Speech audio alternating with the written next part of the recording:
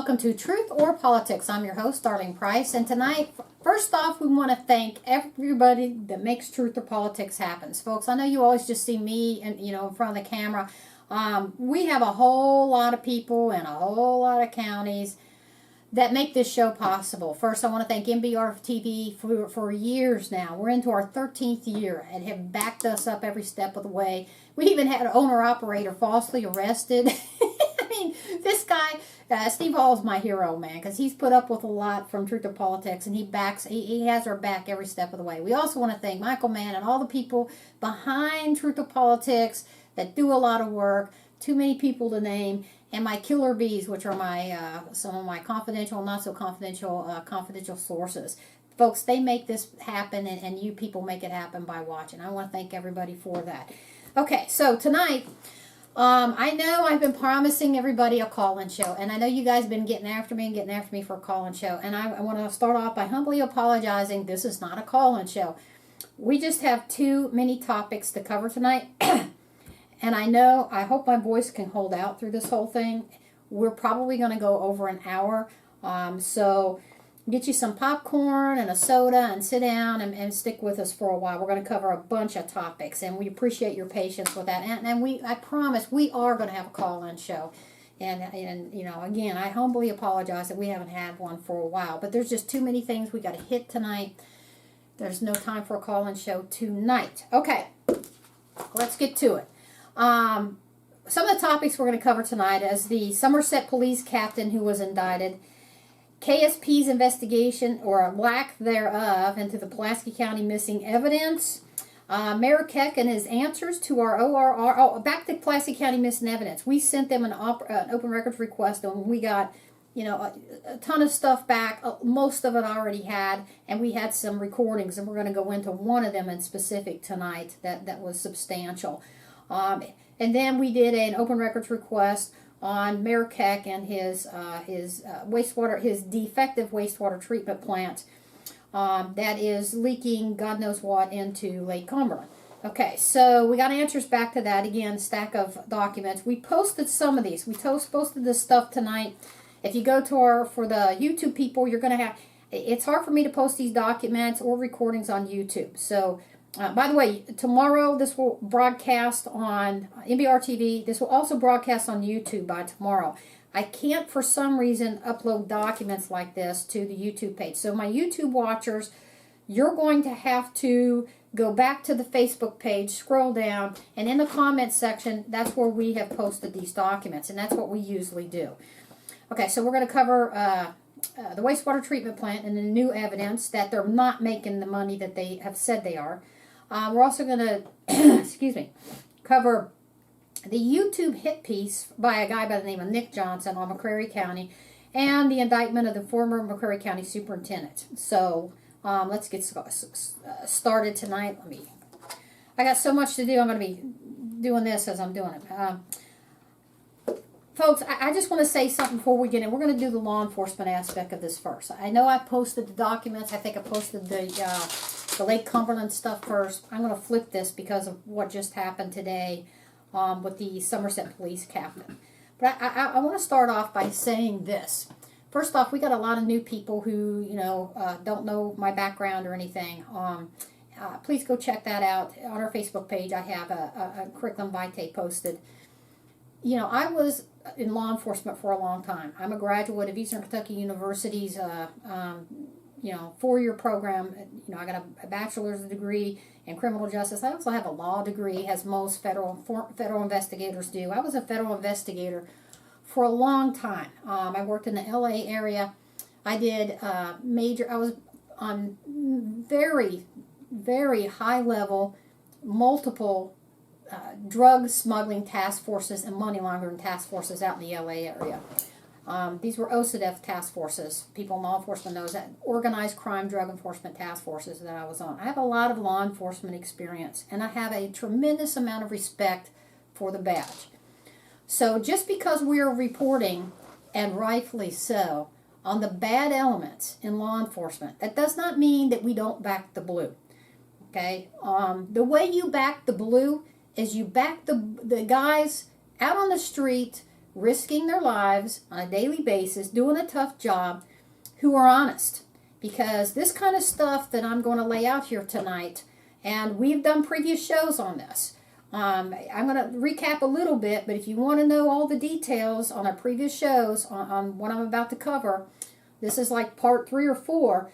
You need to go to our YouTube page. Just type in Pulaski County missing evidence. It'll come right up. And then we've also covered this this topic on this Somerset Police Department captain.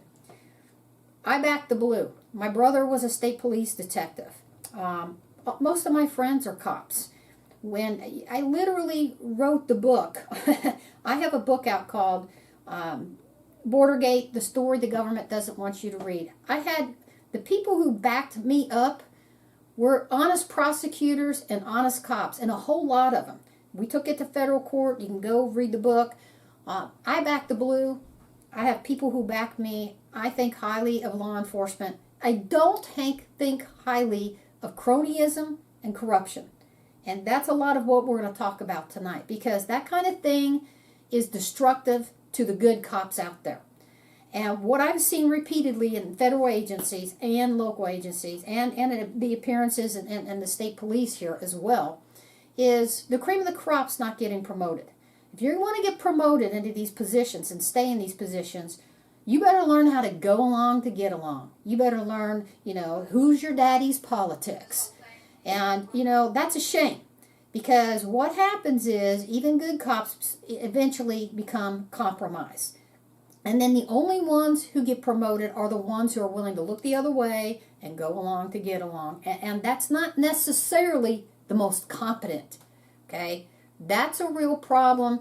It's infectious with law enforcement. I've seen it over and over again. I literally wrote the book on it. So, I back the blue, but I don't back cronyism, corruption, waste, fraud, and abuse. I don't back any of that, and neither should you. In fact, most of the information that I get and leads that I get is from the good cops. They're sick of this. They're sick of this in the KSP. They're sick of this in Pulaski County, and they're sick of this with the Somerset Police Department. So, so far, I don't think it's as bad with the Somerset Police Department. Okay, I want to say that, but this incident is not good. It's not good. So, I just want to start off with that. Okay. I had a very crusty old federal agent who was a GS-14 tell me when I first came on board and I was assigned to a DEA task force, one of the things he said just stuck with me. And he said, hey, Darlene, he said, once is an incident, twice is a coincidence, 3 or more times is a problem. And that's what we have here tonight. We have a situation where now these things are no longer a coincidence. We have a pattern of behavior that's now exhibited in the KSP. And I'm going to talk about that pattern of behavior. First, we covered this before, and it's been covered in statewide news. You can Google it. We had 3 state police officers, KSP officers. One of them, I think, was a lieutenant. I'm pretty sure a lieutenant, and another one was a sergeant, and then a regular. These guys dared to report that evidence was missing from 3 separate evidence lockers, and they reported, and they tried to get something done about it, that, oh, by the way, it was police officers stealing the evidence. What happened to them was KSP management at the top went after them. Went after them to the point to where these 3 cops became whistleblowers, had to leave their job, and filed suit. They relatively recently won those suits, and the taxpayers had to pay out $900,000 apiece for these KSP guys. This went in front of a jury, and the jury found that. Okay, so these are not isolated incidents. So now we have a problem with 3 other separate KSP places where the management of KSP is trying to cover stuff up and shut people up. And we have KSP in this case that I'm going to go through where the Pulaski County missing evidence where, I'm real comfortable at this point calling it a cover-up because that's what it is. They covered this up and nobody's been on, you got all this missing evidence, physical evidence, and you've got money missing. Nobody's in jail. Nobody's fired. And their evidence, their investigation's complete because I hit them with an open records request. They sent me their file. And their file consists of a total lack of investigation, is what it is. And I'm going to go into detail here in a minute. So we have then that. We also, which we've already covered that into a lot of detail. What I'm going to cover is the new stuff tonight. We also now have a Somerset police officer captain. And you know, how KSP handled that case. And let's just get into that right now. I'm going to read. And by the way, we were the first to cover this. That warrant was done on a weekend in January. That Monday, we did a story on it. So we were the first to expose this and cover it. And I just kind of wonder, might this have gone a different way if the KSP didn't know that the cat's out of the bag and you can't cover this up because I've got it. And again, thank you to confidential sources out there who also back the blue, who are tired of this stuff. Okay. So, I'm having to scratch all this off because there's so much. All right, I'm going to hit this. Here's what happened. According to the Kentucky State Police, the initial investigation began on January 8th when Somerset Police Chief William Hunt contacted them regarding suspicious activity involving retired Captain Mike Carell. Hunt requested that the KSP begin an investigation into the alleged incident. Carell was arrested on citation and taken into custody on Hell by Road. Okay. He wasn't taken in custody, though, until he was indicted. Okay. Following the execution of a warrant, Carell was charged with first-degree burglary, 10 counts of third-degree burglary. Let me repeat this. I'm going to go slower because I want you to hear this. This is what this Somerset police captain has been indicted on. First-degree burglary, 10 counts of third-degree burglary, 4 counts of tampering with physical evidence, abuse of public trust, under $10,000, 2 counts of theft by unlawful taking, or disposition of property under $10,000, first-degree trafficking in a controlled substance, 2 or more grams of methamphetamine, receiving stolen property, a firearm, first-degree official misconduct, first-degree unlawful access to a computer. And then on March 8th, he was taken into custody and lodged in Pulaski County Detention Center. Okay. When we reported this, here's what happened, because we had inside information. This guy retired back in November of 2022, last year. He retired. Somehow, he still could gain access, which is a mistake. And oh, by the way, let me back up a minute. We did a whole article on Kentucky, the Wild Wild West of evidence room, because part of I almost left this out, and it's super important. Part of the big problem, it's a statewide problem in the state of Kentucky. There's no check or balances in Kentucky's evidence rooms. There is no law, no requirement that anybody do any kind of auditing or inspection on evidence rooms in Kentucky's. No, you can't make this stuff up. I've researched it. It doesn't exist. Some evidence rooms are better than the others. A lot of them are able to self-audit, okay? So put the fox in the chicken coop, okay? And I'm going to get, and we covered this. I did a whole article on it, and I covered the state police, the Pulaski County evidence room, and also how easy it was for this police captain, after he was retired, to gain access to that evidence room. Basically what happened was, and that article's posted. All you have to do is scroll down, and we posted that article. And it's a very detailed article that shows how this is a problem all across the state of Kentucky. Now, what happened was this police captain, after he was retired, managed to very easily walk right into a temporary evidence locker, which is located in City Hall, with cameras and everything, and walk out with evidence, a box of evidence. Now, he was reported. And KSP came, looked at the recording, because they had him on tape, unlike the Pulaski County evidence room. They didn't keep any of their recordings, okay? They had him on tape, walking out. So they did a warrant. They went to his house. They found the box of evidence, and apparently, of course, it contained drugs. And we reported that way before the indictment, that it did contain drugs, and part of it was methamphetamine and a stolen gun. So they found this at his house. Here's what concerns me, amongst all this other stuff. They did not arrest him that night. They did a search warrant in his house, found this stuff, and he was not put in handcuffs. I also have inside information from confidential sources who told me that not only that night, this guy was irate. He was being a dick. He was being a jerk to the cops, and was making threatening statements to other officers in the Pulaski County, or not Pulaski County, and the Somerset Police Department. Okay, so here he is. He's making threatening statements. He obviously is a former cop, has access to firearms. You found a stolen gun, stolen from evidence, okay? And you don't hook him up. Why? The question is, why? If that was anybody else and the cops, KSP did a warrant into their house and found stolen evidence, a stolen gun, your butt would be in handcuffs and going to jail. Okay? This is one of the things that it makes people's skin crawl. And that is, why did this guy get favorable treatment? Good question. Okay? Just like, I'm going to get into Pulaski County missing evidence in a minute and the favorable treatment KSP gave to them. This is not good. This don't look good. People hate this. Cops don't like this. Good cops don't like this. When bad cops get favorable treatment, they don't like it. It's wrong. I'm sorry. There's no way you can say that this is okay, that this guy got to stay home until he was indicted.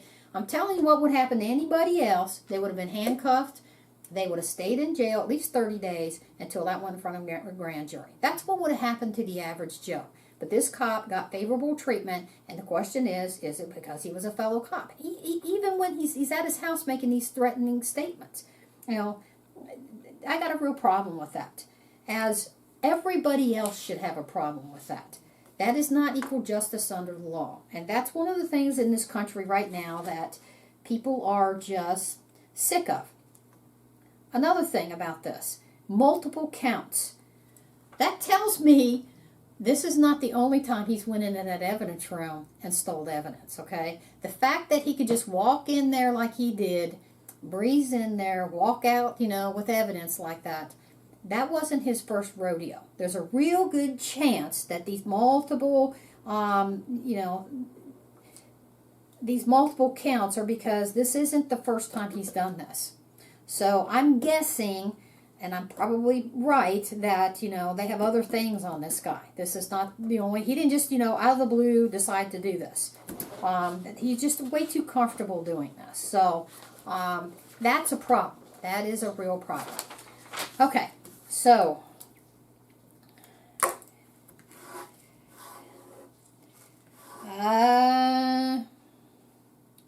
okay, now let's get into Pulaski County missing evidence. Folks, we have covered this from the beginning. In fact, we're the only ones that covered the fact that there was missing evidence other than just the money. And that just amazes me that this other evidence hasn't been covered as it should by other media, other than just the money. Okay, so what happened was, and I'm going to recap just real quickly, because we've done a whole, like 2 other shows on this. You can go to YouTube, just type in Pulaski County missing evidence, and they're there. I'm not going to go and recap, 3 hours of shows. So, what happened was, for our new people, in 2015, Speck, the former sheriff who just left, okay, he just left in January of this year.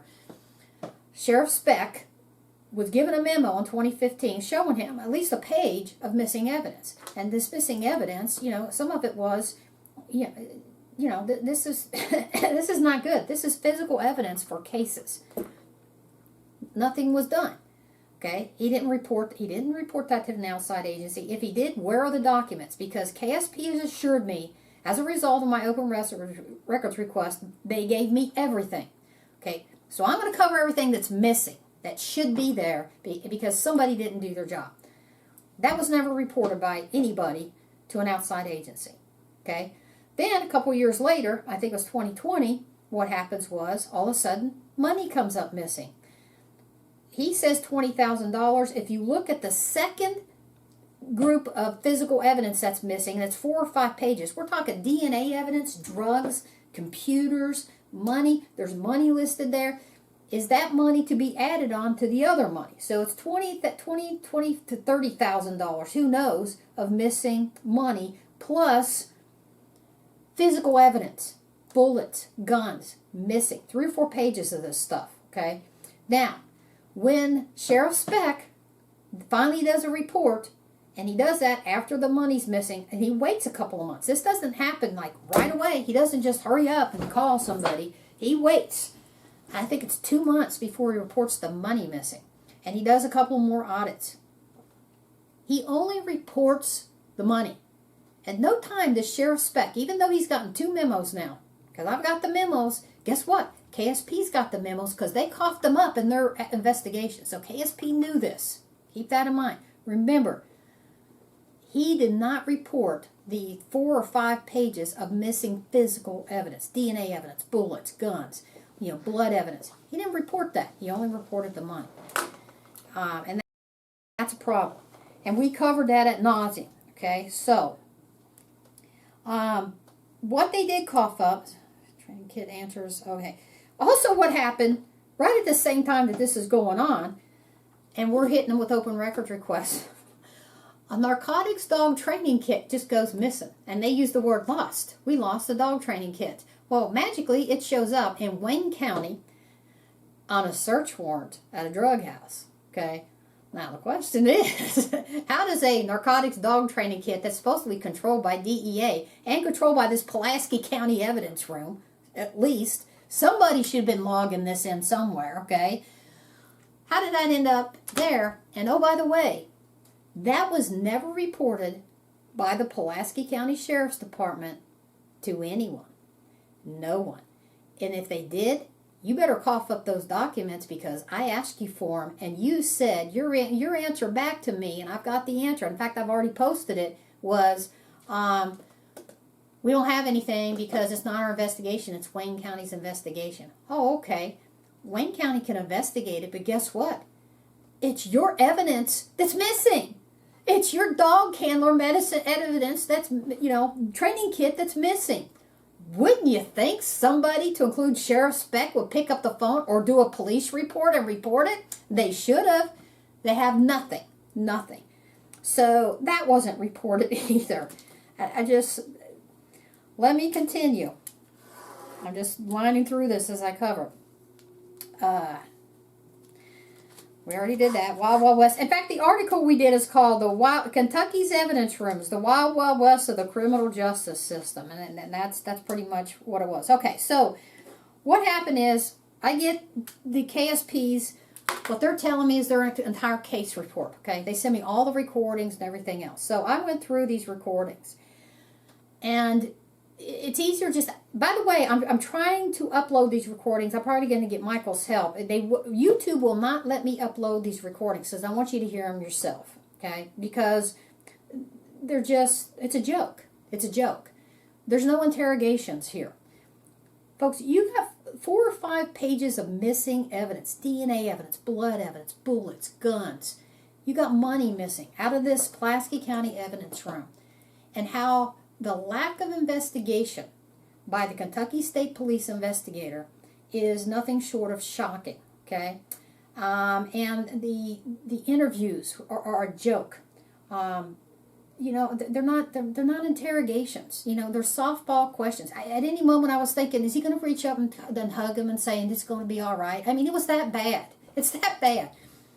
What I did was I took one of these because I thought it was so important. And what I did was I transcribed word for word, because these things are hard to hear. What I transcribed was a tape recording between Glenn, I'm sorry, I'm butchering his name. Glenn Bland, I'm just going to say Glenn from now on, a phone recorded call to Sheriff Speck on January 19, 2021, okay? 2021. This is about the Pulaski County missing evidence. And I'm going to go through this. I transcribed this word for word as best I could. And the reason I did this is, even if I uploaded this, you have to be on a really good computer with headphones to hear Speck. And even some of this, I'm going to say, I put inaudible because you can't understand what he's saying. But what came out of this is just shocking. And it's amazing. And not in a good way. I don't mean in a good way either. So let's go through this. I've posted this.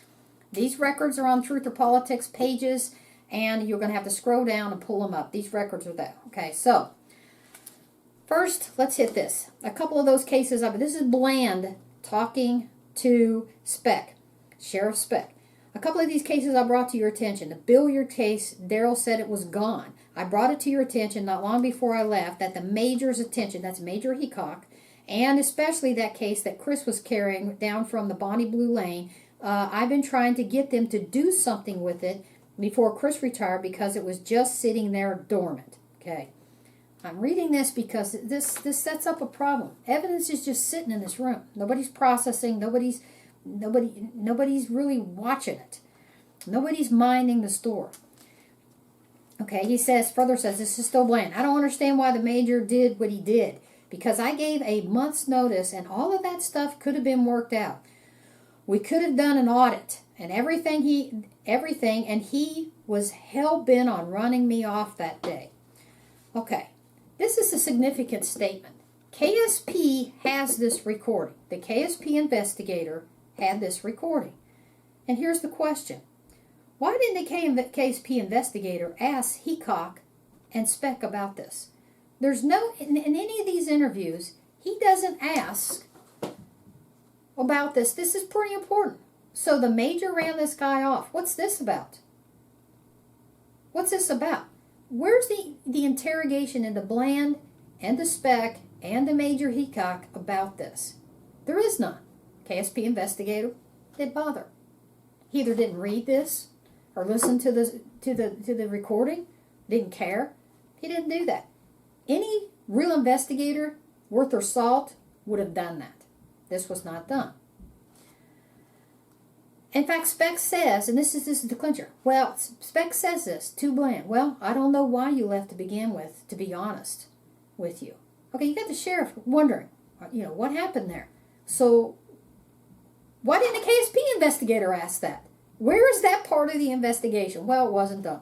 Okay, so, going down, we're on page 1. On down it says, and I'm not going to go the whole thing. I've highlighted stuff. Go follow the highlights with me. Bland, I can't either. I did.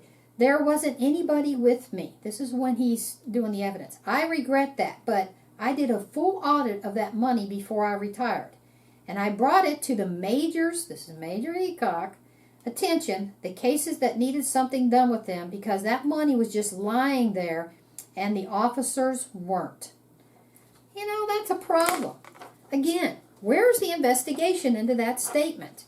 Why wasn't Major Heacock interrogated about that? He wasn't. KSP did not do their job. I'm sorry. It didn't happen. Okay. We're going to skip page 2. I mean, you can read it, but I'm going to skip page 2. I've highlighted the good stuff. Page 3 we're going to skip. Go over to page 4. And you can go back and read this as your leisure. And we're going to try to get all of these recordings uploaded, but I didn't think them that big of a deal because there's nothing there. There was no interrogation. There was just, did you take the money? I might as well just say, did you take the money? They said no. Oh, okay, that's fine.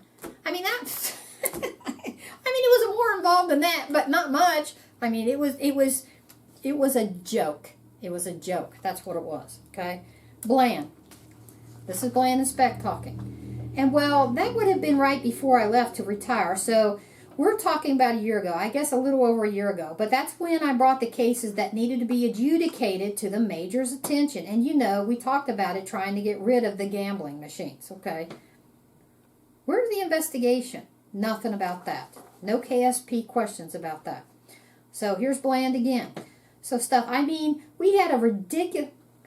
Listen to this. Before I retired, because I was wanting to get rid of some of this stuff, we had a ridiculous amount of cases sitting back there that weren't being adjudicated. Now, if you're under suspicion for something, and this is one of your cases, does this sound good to you? And that's the reason we ended up with you knew the seizure account full of money, and I done that work when you first come to try to free up all that money. So they're not processing cases correctly. They're just sitting around. Okay, go on to page 5. Here's Speck says, well, first Bland. I don't guess there's any issue with that. I guess the money's just missing. I don't know. And then Speck answers, yeah, you know, that's it. We've not checked the reports. We've checked. Or I've not. I have. I've not been in there. Let me repeat. Sheriff Speck answers back, I've not been in there. He's talking about the evidence room. Oh, I don't know. Perhaps that's part of the problem. So you've been there at this point when this conversation happens. You've been a sheriff for 7 years. And according to this conversation, you're saying, I've not been in there. You haven't been in your own evidence room. Are you freaking kidding me? No wonder you don't know what's going on. Anybody out there who's ever been in management and law enforcement, you should be shaking your head at that. Because when I kept listening to it, I thought, no. I listened to it, and I listened to it, and I listened to it, and I'm like, no. That's what he says. He says, I've not been in there. That's just incredible, and not in a good way. Okay, so Bland says, okay, I was going to say it shouldn't be there. Speck says it shouldn't have. I mean, that stuff should have never been moved, you know, especially that one because it hadn't been adjudicated. Okay, so we're talking about that. So then he gets into, this is Bland talking, Darrell said that John and Troy, this is Troy McClay, were the ones in there. Well, Troy can't even log his own evidence in right. He has no clue what he's doing. He has never been able to do his own evidence right. And on top of that, he's always had a vendetta against me. He's treated me like a dog. Crap. He used the other words. I can't say it on because we're on TV too. Since he became sheriff. And that just bothers the hell out of me. Okay, so you got a manager, Troy McClay, who, by the way, ran for sheriff. He doesn't even know how to process his own evidence. Okay, if you believe this guy. Okay, so he also goes on, Bland say, there's very few people I trust in the Pulaski County Sheriff's Office. Okay, so jump over to page 7. Okay, so go down to the bottom, and I've got it highlighted there. It says, what they were, Sheriff. Now, this is real important. Real freaking important. And this amazes me that KSP did not jump all over this. This is Bland talking to Sheriff Speck in a recorded conversation. What they were, Sheriff, is they were what you would call trouble walkers. And what Speck's, and then Speck interrupts him and says, what was that for? Okay, because Sheriff Speck doesn't even know what's going on. Bland says, in case someone had not done, and then it's inaudible a little bit, home, you know, where we didn't have evidence custodians there all the time.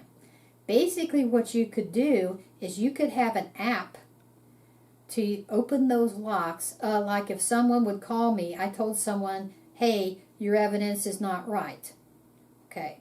Speck answers, kind of like something, and it's an audible locker. Okay. They go on to talk about this. I'm going to keep going because what I'm going to do is explain to you why this is unfreaking believable. Bland says, yeah, see, I could open that locker, or Darrell could open that locker from my phone, from their phone.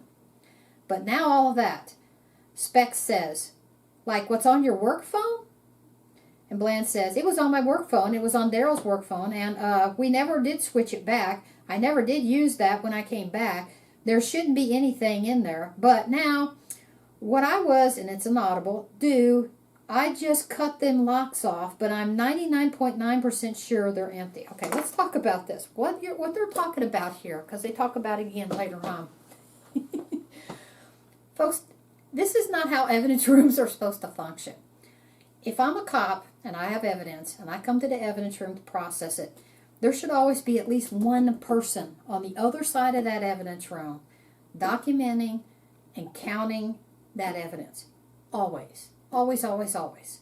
Okay, I'm going to tell you a story. I told it once before. I was tied to a major OCDF task force out in Southern California. We had we were on a money case, and we had a wiretap up and running, and we did what's called wall-off cases.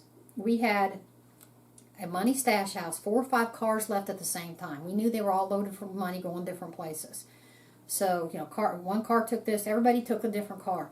I ended up following the car by myself on, if anybody's been out to Southern California, outside of LA, the I-10 freeway is 6 lanes on one side. I'm talking one direction, 6 lanes.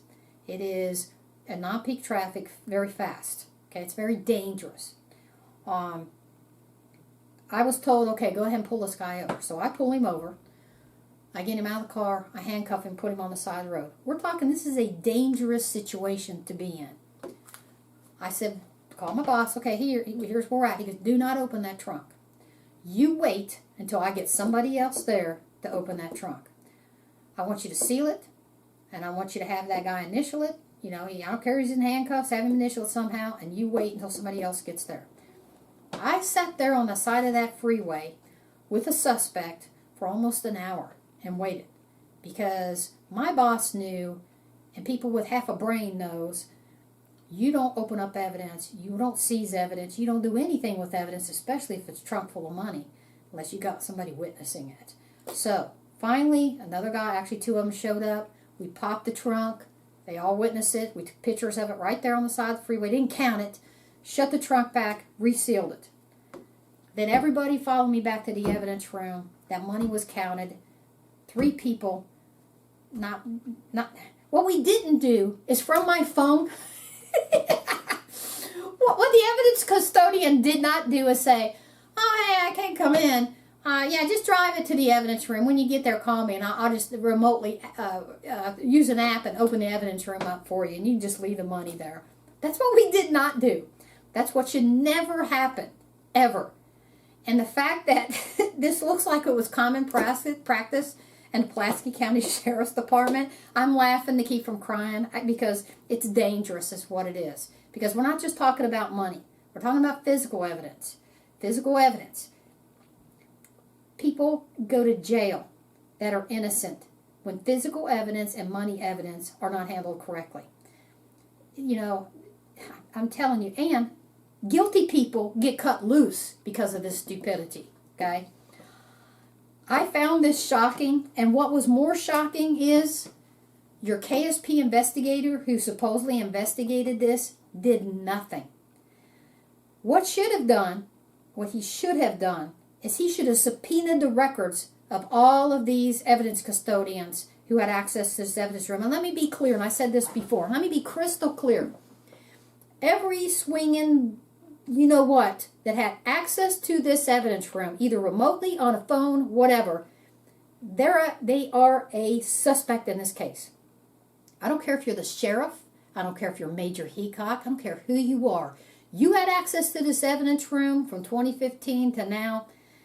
You're a suspect in this case. They should have been treated as such. Sheriff Speck should have been interrogated. He should have been, treated just like everybody else. So should Major Heacock. None of that was done. None of that was done. They should have been polygraphed right along with everybody else. None of that was done. And what else wasn't done is the investigator did not subpoena the records to these phones and these apps, because that could have been a point of origin when these evidence rooms were being remotely open. Hello, McFly. Anybody with half a brain would know that. They didn't do that. The KSP investigator failed to do a simple job of an investigation and do that. That's just, to me, is just, I don't know. Okay, so they're remotely opening the evidence rooms, and yeah, just take it on in there. I'll catch up with you later. Evidence is sitting around everywhere. And here's the other thing. Cell phones. You lay your cell phone around, who knows who else, nowadays, and I've got an expert here. This is my understanding about these apps. If Joe Blow leaves his cell phone laying, he goes to the bathroom, and I'm another cop, and I see his cell phone, and I know he's got this app, I can walk up, and I can basically clone that out from phone to phone. That's my understanding. So how many other people that we don't know of had access to this evidence room and could open it remotely? We don't know. Gee, wouldn't you think the KSP investigator would want to find that out? I would have subpoenaed every single cell phone of the Pulaski County Police Department and see, did somebody, get this app on their phone, they didn't have access to it. Gee, that might be a suspect of missing evidence. Hello, McFly. He did not do that. And that's just, it's bad. It's bad. It's bad. Okay. Let's go on over. I hope my voice holds out. Page 9.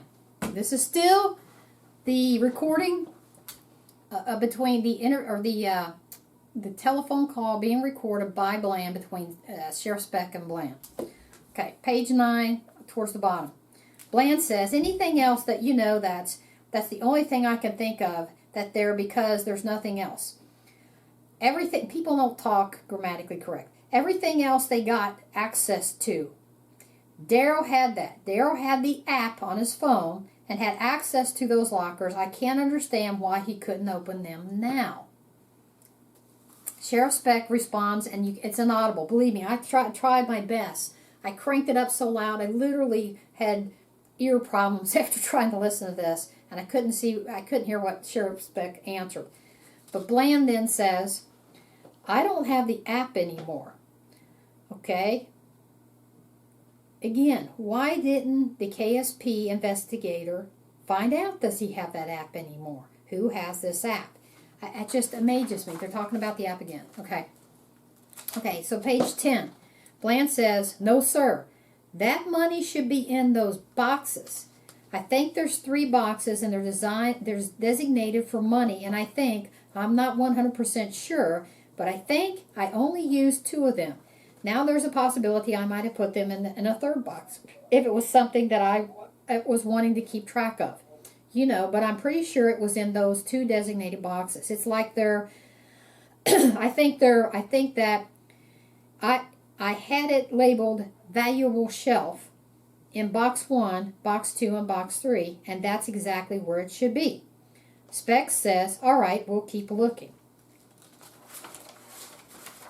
Definitely not your well-organized evidence room, to say the least, that the sheriff admits in this conversation he hasn't even been in, and he's been a sheriff since 2017.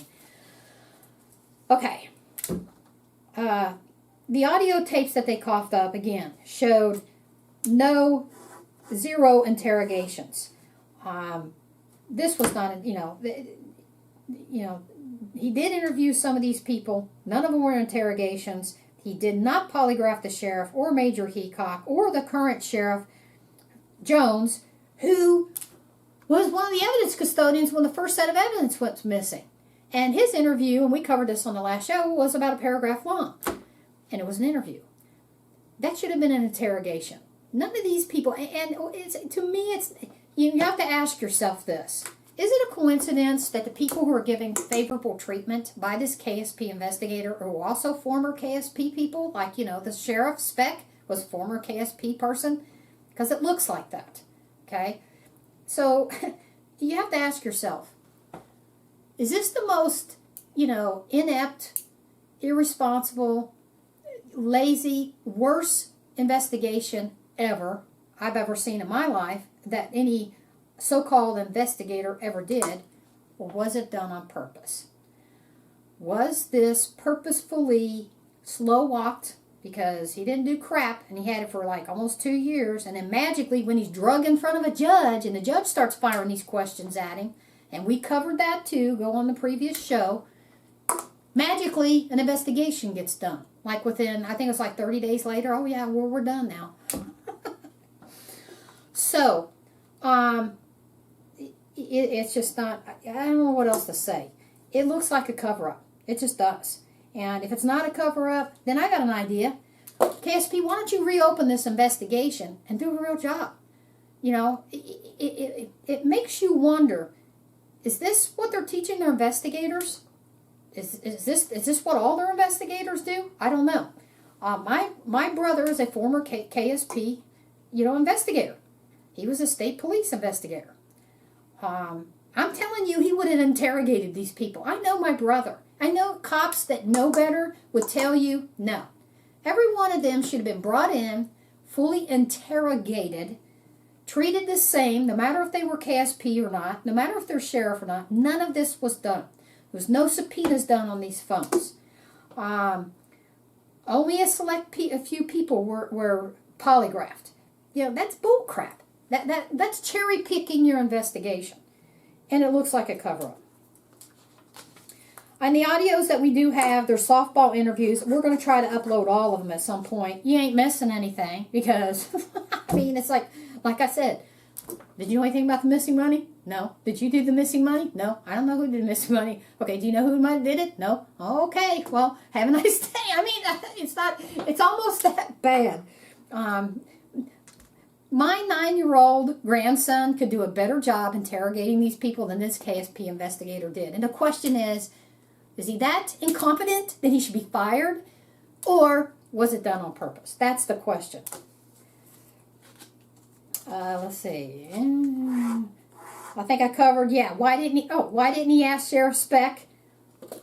That investigator should have had Sheriff Speck interrogated with a polygraph and ask him, see these memos? You knew about this other missing evidence, didn't you? Yes or no, while the polygraph's going. Why didn't you report that? Here's your KSP report. You didn't report that, did you? Make them answer it. None of that was done.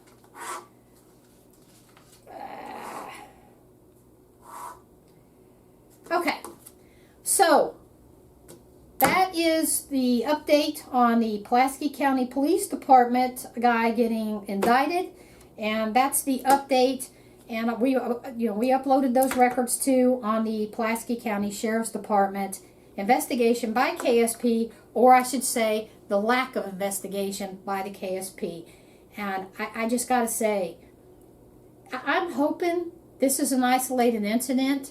But I'm being told by other people, other whistleblowers throughout the state of Kentucky, no, it is not. KSP has a problem.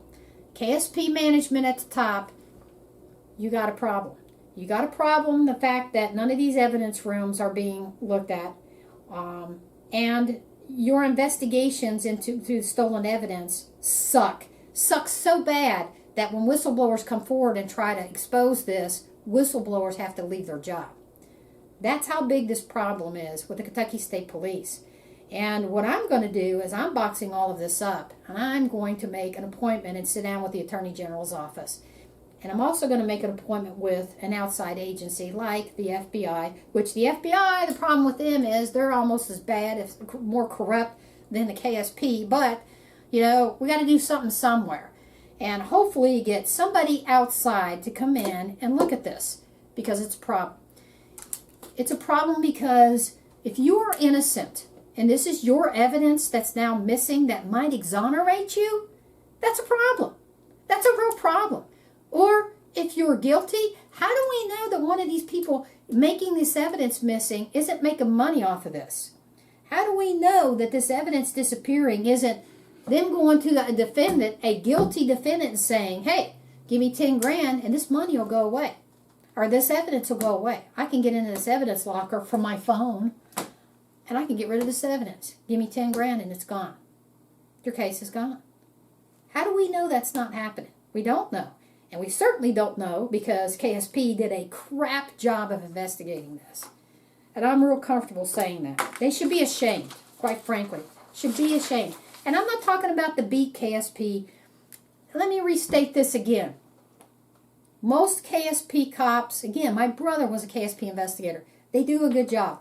We got an investigator here. We got a KSP trooper. That's one of the best troopers there is, Reed.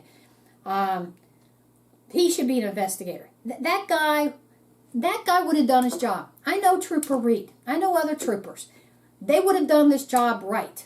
So you got a lot of good KSP people doing the job right. And it's amazing that they're not getting promoted. Okay? And you got to ask yourself why. Okay. So now we're going to get into, change the subject. Mayor Keck and his minions. That's what I call him. Mayor Keck and his minions, which is the city council. All right. I'm not going to go into a whole recap. I'm going to try to recap this quickly.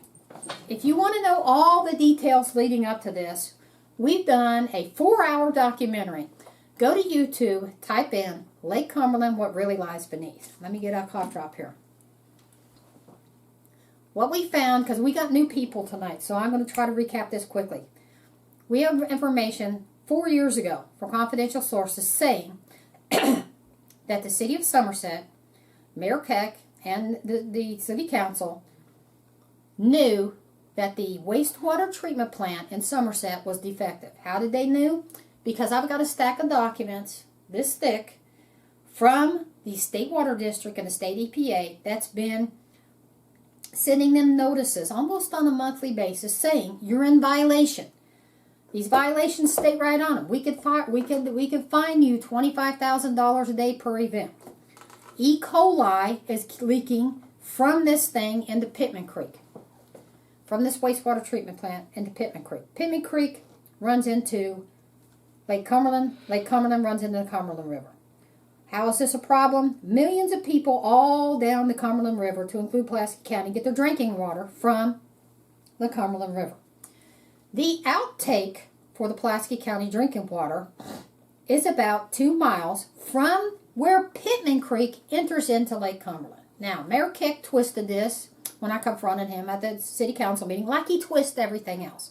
Let me repeat this. I can stand at the Waitsboro dock, look upstream, and you can see where Pittman Creek, it's about 2 miles, maybe less, flows into Lake Cumberland. Downstream from this is the outtake for the Pulaski County drinking water. Why is this a problem?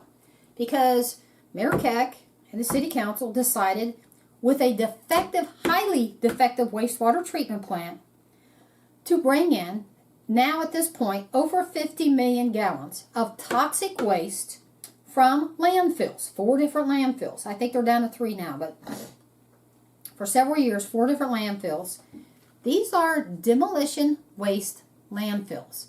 These are landfills that take the worst of the worst crap. They take demolition waste, and it says right on the front web page that they take asbestos. What also is in these things is what's called forever chemicals, C8, some of the most deadliest stuff on earth. Why is this a problem? About several months ago, the federal EPA came out and said, and they used the number so low to 0 that it was the closest they could get to 0 without using 0, okay? So in other words, there are no safe limits of forever chemicals. That's these chlorofluorocarbons, C8. There's no safe limits for this stuff in drinking water. 0. No safe limits. That's what's packed in these landfills. And what happens is these landfills have runoff called leachate. What the mayor and his minions are bringing in to this defective wastewater treatment plant is over 50 million gallons. It started in 2019 of this leachate. Now, it is a fact. He can argue all he wants. It is a fact that if E. coli is getting through this plant into Pittman Creek, and it's so bad that the nitrogen levels are off, and we have already posted all of this. A stack of documents this big I have proving this.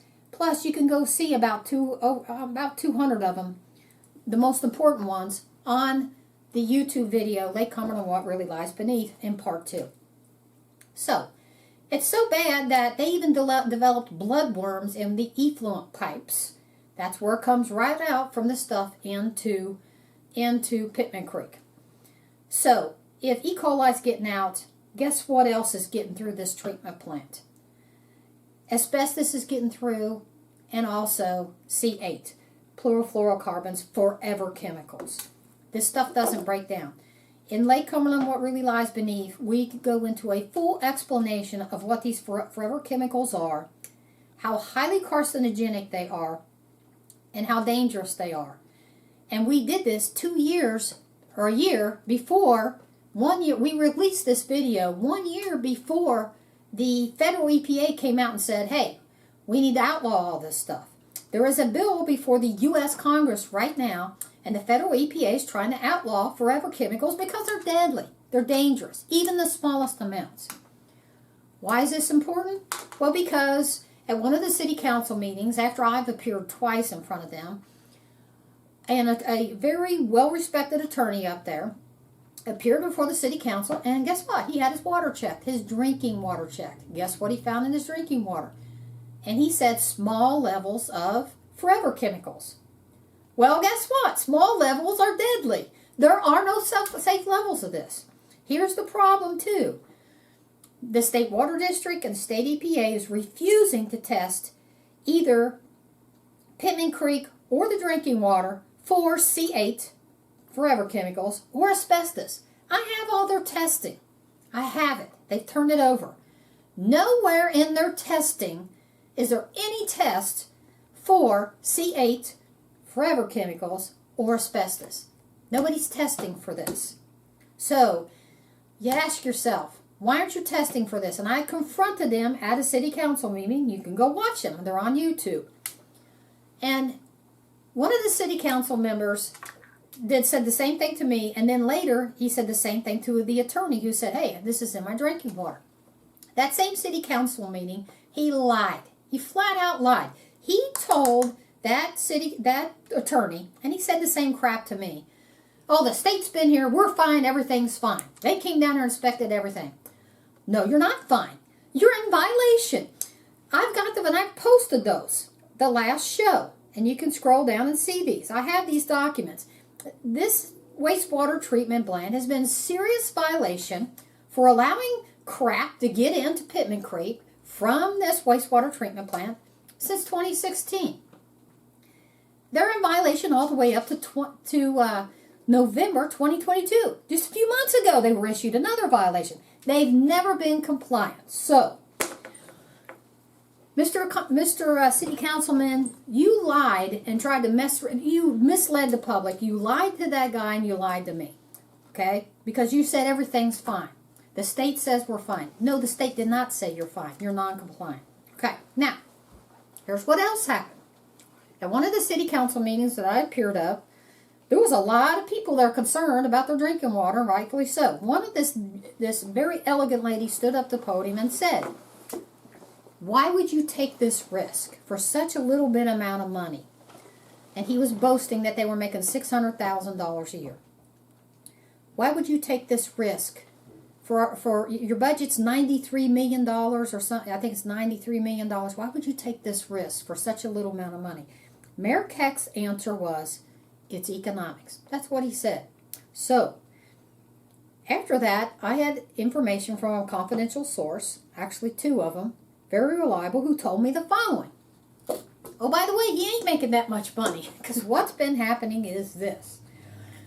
All of this leachate from this landfills that they've been bringing in and running it through this already defective system is building up sludge. Okay, sludge is what builds up in these containment areas. Okay, did they have a sludge problem before they started bringing in leachate? Yes. It is a lot worse. So much worse, they're having to spend hundreds of thousands of dollars now scraping out the sludge and removing it, and then having the contract with a land farm to take this to. They never had to do that before leachate. They did have a sludge problem, not like this. So I posted these documents, and I want you to go with me on these. One of the first documents, first page. Okay, I don't know who did this, but I got these documents from the city attorney. Now, when you're trying to win the trust of people, and you're trying to convince everybody, no, we know what we're doing. It's all under control. We're making money. Everything's good. Maybe you should check your math. Because the first column of stuff, he's got leachate total. And he's got the year, and he's got the gallons. Okay? Guess what? His gallons don't add up. If you add these numbers up, it's not what he says it is. It's 19,892,344. Okay? First off, that's not correct either. Not only is his math wrong, but also, just in September, they admitted in another document, and I've posted that, they've already brought in over $32 million. That was, December of last year. Okay, there are another years gone by. If you do the 8,000 gallons a day, 5 days a week that they've been bringing in, they're well over 50 million gallons. So that's incorrect. So their first page, their math is off. And they're just wrong, okay? So, then we get into Bell Engineering, Okay, and again, what my sources are saying is they're paying a crap load of money to have to bring in Bell Engineering, Weddle Enterprises, all these people in to handle this sludge problem. Go to the second page of Bell Engineering. And I've got it highlighted.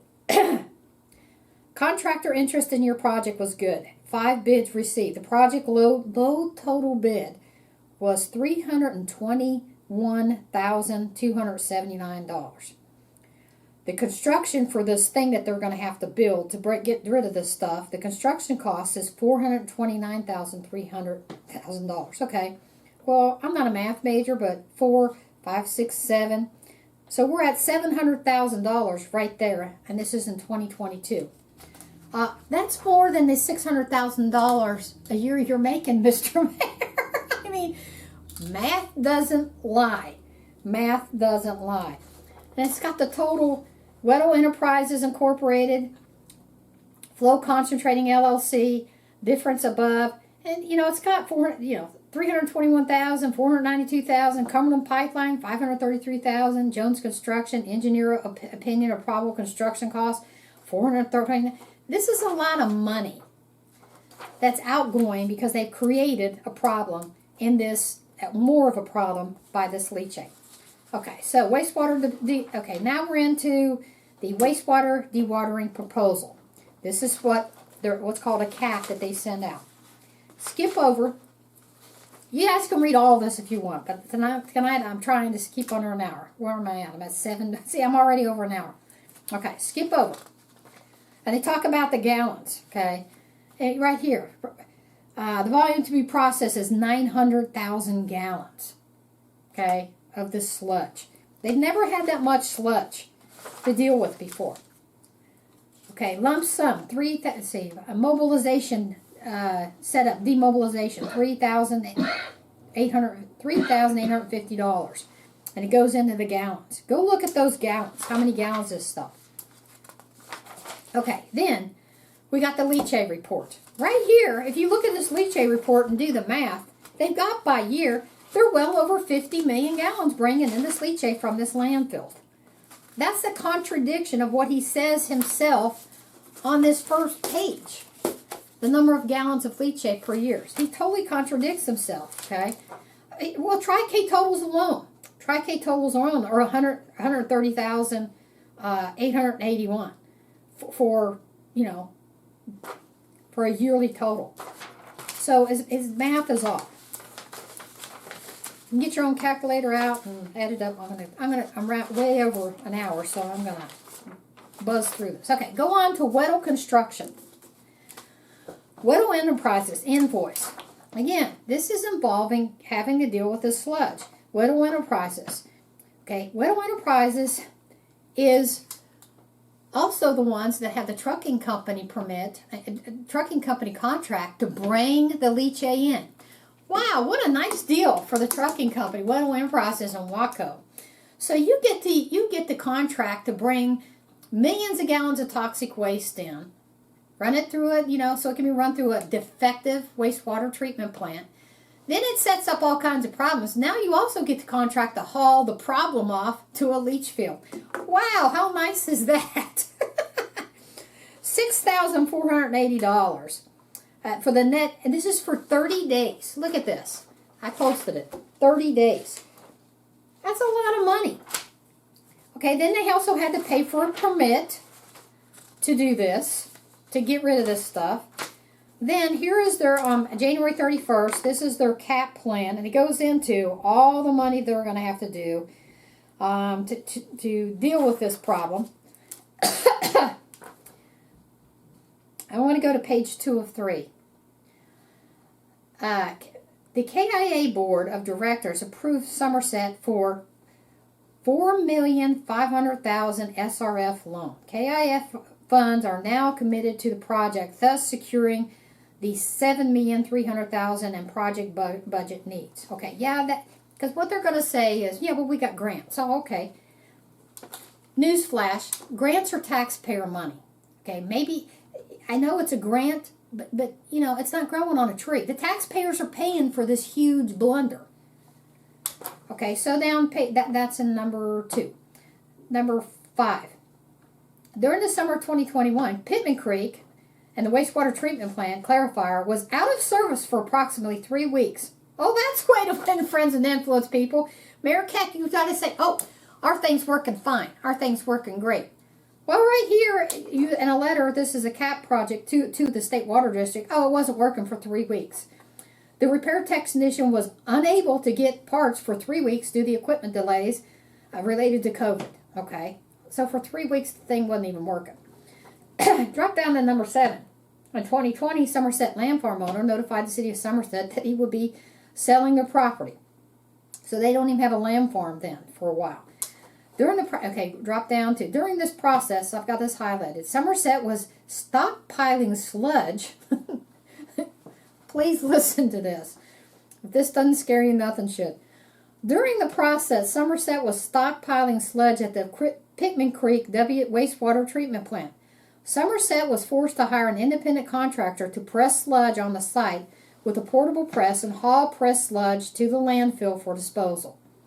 This is in 2020, folks. After then, they're bringing in the leachate. The process has been completed and has been anticipated it will again be necessary prior to construction completed of the dewatering facility. So, your treatment plant ain't working right, Mayor, and you're admitting it here. Number 8, the city of Somerset produced a private company to dereg biosolids from our Sinking Creek wastewater treatment plant lagoon. The biosolids were pressed on site and a portable belt press. So this is extra money that they're having to put into this landfill for the disposal of approximately 1 million gallons of biosolids were removed, and is anticipated the efforts will continue in the coming months.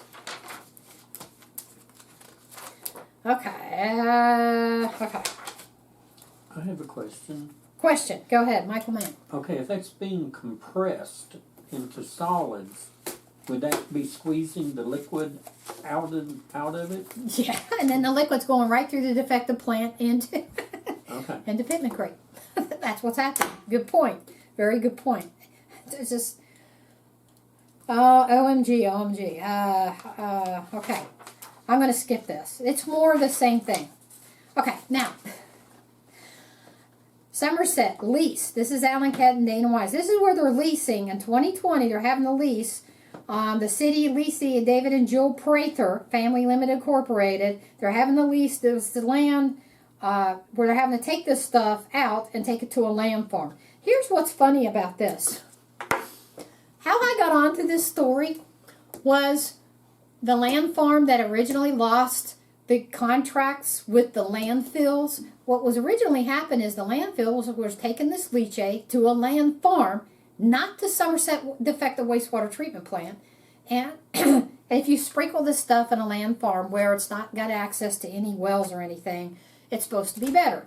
Well, these people lost their contract to the city of Somerset.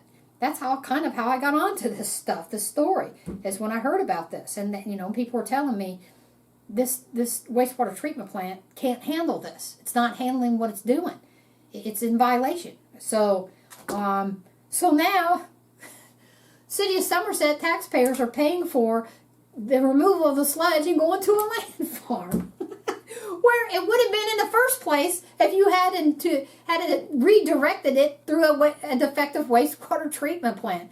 Can anybody please see the irony in that? I mean, if I explained that well enough, unfreaking believable. Okay, so page 17 of this, and I've highlighted this. This leasee agrees that annual lease for $13,000 to be paid to the leaseors for an annual as follows: $6,500 January 2020. So this was not being done prior to $13,000 is a lot of money. Extra money now that taxpayers are having to pay. And oh, by the way, that's signed by Mayor Keck. Mr. Keck, who says everything's fine. There's nothing to see here. Pay no attention to the man behind the curtain. Sorry, guys, I'm losing my voice. I'm skipping stuff, guys. I posted these. You can go through it yourself because we're over an hour, and we're going to try to get finished with this. Okay, moving right along. Eagle Construction. So they had to hire Eagle Construction to come in. This is their rates. You can see them yourself. And they, again, this is for mobilization to Somerset. Belt press, $17,000 per month for a belt press. Centrifuge, $25,000 per month. Demobilization from Somerset, $7,000 lump sum. Technical fee, $850. A lot of money going into this, this treatment plant that's supposed to be making money from leachate. Okay, as you can see, the math doesn't add up. Here's another one, City of Somerset purchase requirement for Ryan Powers wastewater. Emergency sludge removal and dewatering belt. Notice I said, read it yourself, emergency sludge removal. That tells you that the sludge buildup is different from what it used to be. Now we got an emergency. How much of an emergency? Gullet sanitation, $22,446. Have you been adding all this up, folks? Because we're well over $600,000 of what he supposedly is making off this leachate. $22,448, and this was signed 3/9/2022. March 9th, 2022, last year, after the leachate is being brought in. Okay, gullet sanitation, he's got a breakdown. One of them is $35,000 for mobilization sludge dewatering belt press. You can look at this yourself. At one point, it comes down to $48,463. Big numbers. A lot of money they're spending. I'm going to skip through this. You can do the math yourself. Here's another one, $17,000 from additional from Ryan Powers. This is additional biosolid pressing, wastewater treatment plant, 371,000 gallons, 17,433. Another 51,000. Here's H&A Resources for $51,250 for mobilization and demobilization Pittman Creek wastewater treatment plant. Gallons dewatered at wastewater treatment plant, and this is in 2023. This year. Okay, it goes on and on and on. I'm going to skip through this. Please go through this and see how much of your tax dollars is being spent on this, on a plant that the mayor says is working fine. Okay, and Clear Harbor, $10,000. Clear Harbor, $3,000. Purchase agreement, again, another purchase agreement for dewatering sludge, $19,000. Okay, now, you guys can all look at that separately. Sorry, I'm almost done. I'm getting there. And yeah, I'm rushing right through this, but I think you get the point. All right, now I want to really hit this. I'm laughing to keep from crying. This is the Somerset Pittman Creek wastewater treatment plant. This is their cap. This is what they say in their own writing to the state water district. And I want you to read this carefully. I'm going to drop down first page where it says, after Gullet was hired, this is Gullet, all the hundreds of thousands of dollars. After Gullet was hired and the sludge was removed, our plant will be in compliance next month. No, it wasn't. Okay, it was not in compliance. This is in June. I can show you, I've already posted it. They were not in compliant right in November of last year, 2022. So, no, they're not compliant. Design of wastewater treatment plant, 90%. Okay. Okay, go on that leachate. Okay, now, this is the last page of this. It says, leachate is not being delivered to Pittman Creek. It is going to Sinking Creek Lagoon, which allows for pre-treatment before it goes to the collection system to Pittman Creek for final treatment. And it says, leachate is not going into Lake Cumberland. Yeah, it is. And this is how it is. You're putting this stuff through a defective treatment plant. If E. coli is getting past your defective treatment plant in the Pittman Creek, which it is, and it still is, and you're in violation, then whatever you're putting in through this treatment plant, whether it's Sinking Creek or not, is going in to Pittman Creek. It's getting through. Okay? This is... If E. coli can get through, C8 can get through. If E. coli can get through, asbestos can get through. The only reason You don't know that is because you're refusing to test your effluent or Pittman Creek or your drinking water officially for C8 or asbestos. I know because I've got your test. You have not and you refuse to test for that. And your canned answer from you and from your city councilman is, we meet state requirements. Well, big whoopee tweeter. State requirements are not requiring you to test for this because, for the most part, people don't deal with asbestos and run it through a treatment plant. A defective treatment plant. So, that is so misleading, if not an outright lie. Leachate's not going to Lake Cumberland. You don't know that because you're not testing for it. However, an attorney did test his drinking water, and guess what? C8 is in your drinking water. Even though it's small amounts, it's still deadly. Says so the state EPA. Oh, by the way, we just had a fish advisory. I have posted that. Several months ago, the State Water District and the state EPA posted a fishery advisory across the state of Kentucky. Don't eat the fish. They're loaded with forever chemicals. Gee, I wonder why. Wonder how that could happen. You know, duh. That's your state EPA and your state water district, okay? Doing nothing to stop this. And oh, by the way, your state legislatures tomorrow. This is your state representatives, your state senators. They could go in tomorrow, pass a law, and stop this. They don't. You people need to fire every last one of them. I don't care what party they're from. In 2 years, when these state reps and these people are up for election again, they should all be fired for this. Because this is not just happening in Pittman Creek. This is not just happening here with this defective wastewater treatment plant. There are other locations where industries the heads are being turned by the state EPA and the state water district, and this piece of crap governor who knows about this and is doing nothing about it. Everybody's turning their head so they can get their campaign coffers filled by the industries who are poisoning our ecosystem. That's what's happening.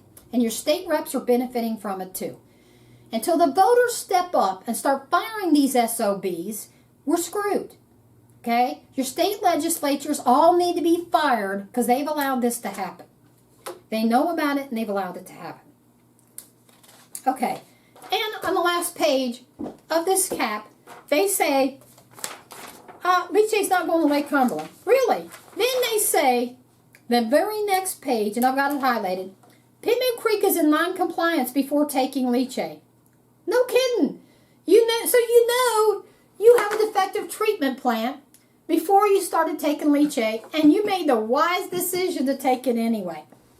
We started taking leachate for revenue. Yeah, we know. The revenue that you're not making anymore now. Are you sure there's a big dent in it? The plant is still been non-compliance, but not because of the leachate. Okay? Right. It's not because of the leachate. It's because you have a defective system. It was never designed to handle what the 10 years of growth of Pulaski County. You're admitting that. So then what do? Oh, it's a great idea. Let's bring in 50 million gallons more of toxic waste and run it through a defective treatment plant. What could go wrong? I mean, really, this is them admitting it. They're admitting their treatment plant's defective, but it's not because of the leachate. No, your treatment plant is defective, and now you're adding leachate to it, 50 million gallons of toxic waste. And then you're not testing for what could be in the waters, but for, thank you, Mr. Attorney, for testing his drinking water. And there you go, it's there. Okay. City of Summer, another purchase agreement, $48,000. Okay, so that's the update. I went through this quickly. I'm sorry. Go through these documents yourself. Pull your calculator out and start adding these numbers up. And you tell me, math doesn't lie. You know, he's not making $600,000 a year now when this leachate has made this sludge problem worse. I've got confidential, reliable sources, more than one. They're right. It's made it worse, and it's costing the taxpayers money and putting everybody at risk for their water. Okay, I promise. Let's see. What have I? Okay. Now, let me cover this real quick, and then I'll cover Nick Johnson. Preliminary hearing set for McCreary County Superintendent Dr. John Gunn. During an arraignment last week, During the arraignment hearing last week, the McCreary County Courthouse, a preliminary hearing was set in district court by the Honorable Judge Fred White. This hearing is set now. It's been moved to March 23rd at 9 a.m. under Judge White for the former superintendent, Dr. John Gunn. Dr. Gunn pled not guilty at this hearing for felony charges of possession of a weapon, a handgun, on school grounds. That's what he's being charged with. The Commonwealth, I'm not going to go into this because I already posted this. Okay, he posted a bond for $5,000, and one of the things, and he was taken, and the judge said either he posts the bond by 2 o'clock today, or you're going to be taken into custody just like everybody else. Okay, this was pretty normal standard practice for an arraignment. The preliminary hearing will be somewhat different.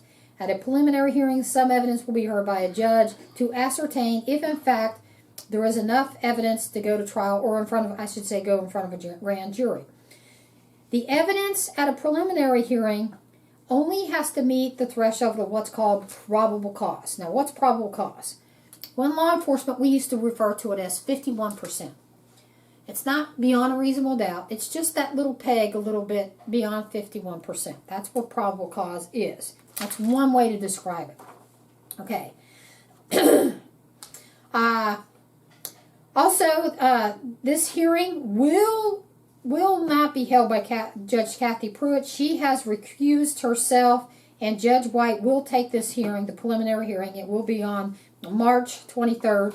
That's a Thursday at 9 a.m. Okay, so we covered that. And we will be there, and we will cover that. Now, much to do. Apparently, and I've watched this, Nick Johnson, some yahoo on YouTube, who bills himself as a realtor consultant, did what I call a hit job on McCreary County. He came to McCreary County and filmed only the slums of McCreary County, and filmed very little of anything else. He didn't film some of our most beautiful locations, which we have a lot of tourism stuff. He didn't film all the nice neighborhoods. I think he filmed one. And he didn't know where he was at. His credibility is a big zero. He literally was filming in Pinot and calling it Whitley City. Then he filmed in Stearns and called it Whitley City. Then he filmed in the wrong state. He was in Oneida, Tennessee, and said it was at McCreary County. So this guy doesn't even know where he's at. And, if you go on YouTube and you type in his name, he does similar hit jobs on other locations. And you got to ask yourself, okay, so, and he does the same thing. He goes to, one of them was, I think it was Cleveland, Ohio. He went to some of the worst places in Cleveland, filmed. Cleveland, Ohio's got some of the nicest places on earth. There's the medical industry's there. What is it, the Mayo Clinic, or whatever it's called, the Cleveland Clinic's there. And another thing he does is he goes and he interviews, like he in Cleveland, I think of some of the other cities he went to. He interviewed the gangbangers, the lowlifes, and did little to no interviews of the educated, prosperous people.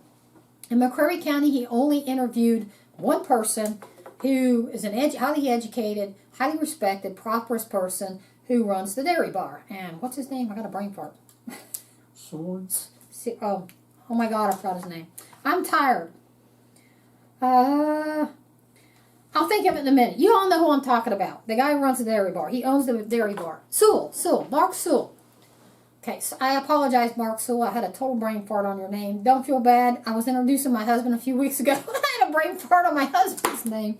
Okay, so Mark Sewell was ambushed. I'm going to defend Mark Sewell, okay? There's no doubt in my mind this guy did not sit down with Mark Sewell and say, oh, by the way, I'm going to do a hit piece and I'm going to drag McCreary County through the mud.